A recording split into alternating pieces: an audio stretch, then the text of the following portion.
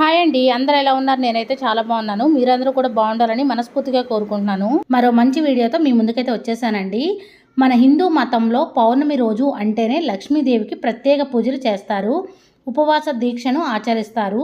June 21వ తేదీన శుక్రవారం నాడు ఉదయం పౌర్ణమి తిథి ప్రారంభమవుతుంది. అలాగే మరుసటి రోజు జూన్ 22వ తేదీన శనివారం ఉదయం పౌర్ణమి తిథి ముగుస్తుంది. మనం ఎక్కువగా లక్ష్మీదేవి అమ్మవారికి శుక్రవారం రోజున, మంగళవారం రోజున పూజ చేస్తూ ఉంటాం.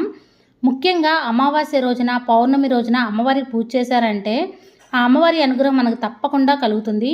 అమ్మవారి దగ్గర చిన్న దీపం పెట్టి ఆ అమ్మవారికి భక్తి శ్రద్ధలతో నమస్కారం చేసుకున్న అమ్మవారి అనుగ్రహం మన మీద తప్పకుండా ఉంటుంది. ఈసారి ఈ నెలలో 2 రోజులు పౌర్ణమి వచ్చింది.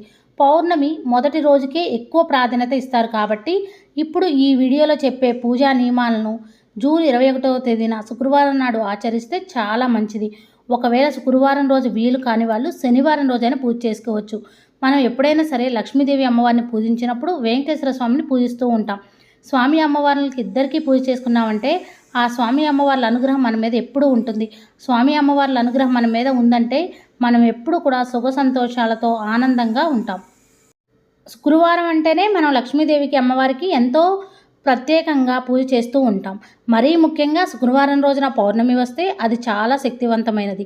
ఇది చాలా అరుదుగా జరుగుతుంది. ఈసారి వచ్చిన జ్యేష్ఠ పౌర్ణమి రోజున ప్రత్యేక శుభయోగాలు ఏర్పడుతున్నాయి.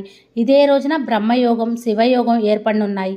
మరోవైపు హస్త నక్షత్రం ప్రభావంతో అరుదైన శుభయోగాలు ఏర్పడుతున్నాయి. ఈ పవిత్రమైన రోజున లక్ష్మీదేవి అనుగ్రహం పొందడానికి ఉత్తమమైన రోజు కాబట్టి ఇంతటి శక్తివంతమైన రోజున భక్తి శ్రద్ధలతో మీ ఇంట్లో పూజ చేస్తే చాలు. మీ ఇంటికి లక్ష్మీ కటాక్షం సిద్ధిస్తుంది. డబ్బు విషయంలో ఎలాంటి లోటు ఉండదు. ఈ పౌర్ణమి రోజున చేసే పూజలకు చాలా శక్తి ఉంటుంది. ఈ పౌర్ణమి రోజున ఇంట్లో పూజ చేస్తే నెల రోజులు పూజ చేసిన పుణ్య ఫలితం లభిస్తుంది. పూర్ణిమ రోజున ప్రతి ఒక్కరూ ఇంట్లో ఖచ్చితంగా పూజ చేసుకోవాలి.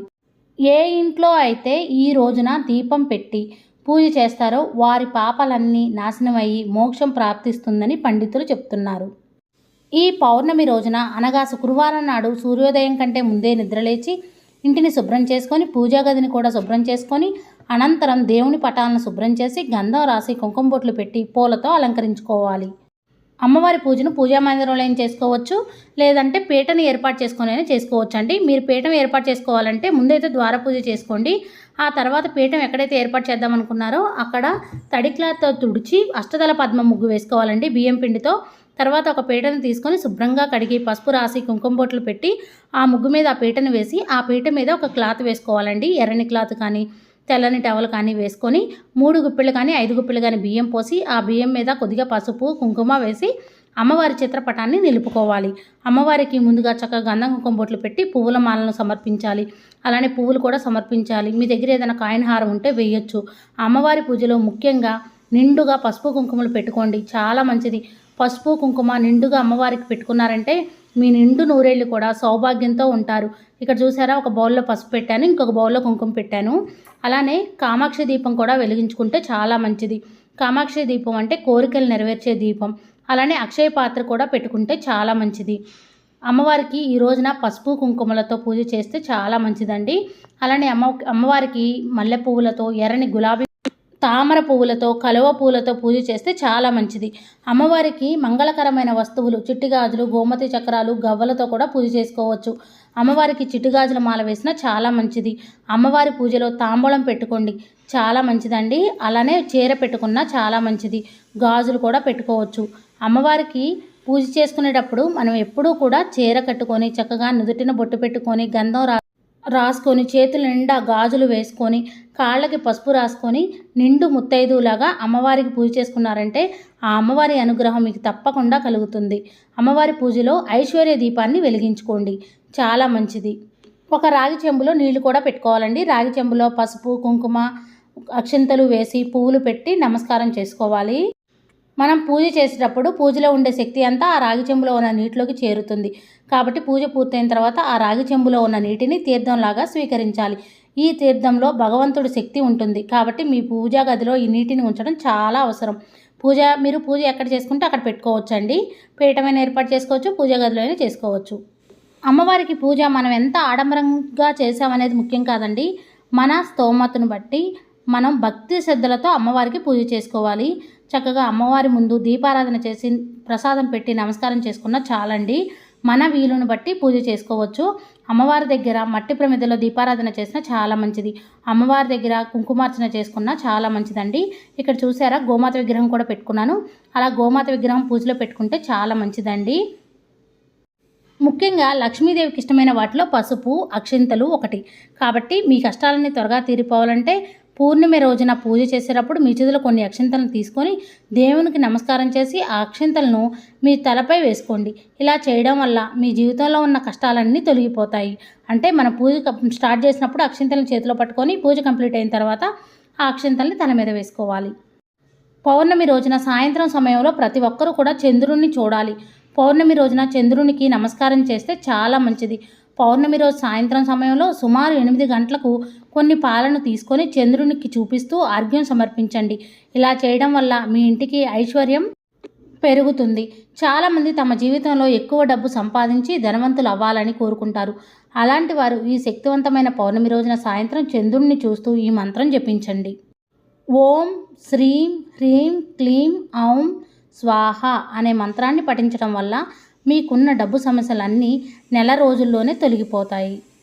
అమ్మవారికి పూజ చేసుకున్నప్పుడు మనం లలితా సహస్రనామం, కనకదార స్తోత్రం, లక్ష్మీదేవి అమ్మవారి అష్టోత్తరం, సహస్రనామం చదువుకుంటూ పూజ చేసుకోవచ్చు. లేదంటే శ్రీమాత్రే నమః అనుకుంటూ కూడా పూజ చేసుకోవచ్చు.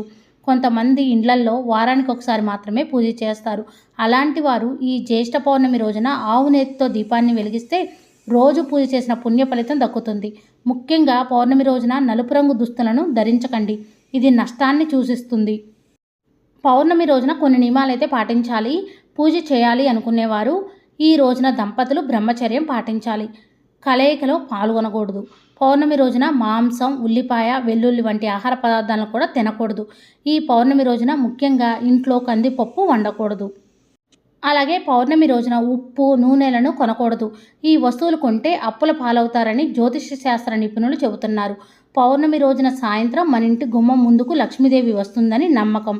పౌర్ణమి రోజున క్షౌరం చేయించుకోవడం కానీ, గోళ్ళు కత్తిరించుకోవడం కానీ చేయకూడదు. పౌర్ణమి రోజున సాయంత్రం లక్ష్మీదేవి అమ్మవారు మన ఇంట్లోకి అడుగు పెడుతూ ఉంటారని చెప్తూ ఉంటారు కదండి. కాబట్టి పౌర్ణమి రోజున సాయంత్రం సమయంలో మీ ఇంటి గుమ్మం ముందు శుభ్రంగా తుడిచి అష్టదళ పద్మ ముగ్గు వేసి ముగ్గు పైన పసుపు కుంకుమలు వేయండి. ఆ పసుపు కుంకుమలు ఎవరూ తొక్కకుండా ఉండేలా చూసుకోండి.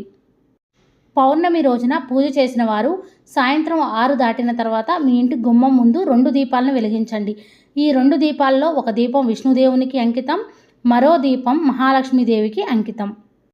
పౌర్ణమి రోజున సాయంత్రం సమయంలో ఎవరైతే ఇంటి ముందు దీపాలు వెలిగిస్తారో వారి ఇంట్లోకి లక్ష్మీదేవి అడుగు పెడుతుందని నమ్ముతూ ఉంటారు.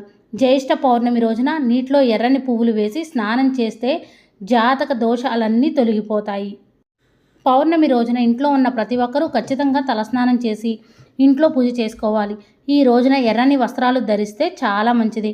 పురాణాల ప్రకారం జ్యేష్ఠ మాసంలో వచ్చే పౌర్ణమి రోజున దేవతల శక్తులన్నీ నదీ జలాల్లో ఉంటాయని నమ్మకం.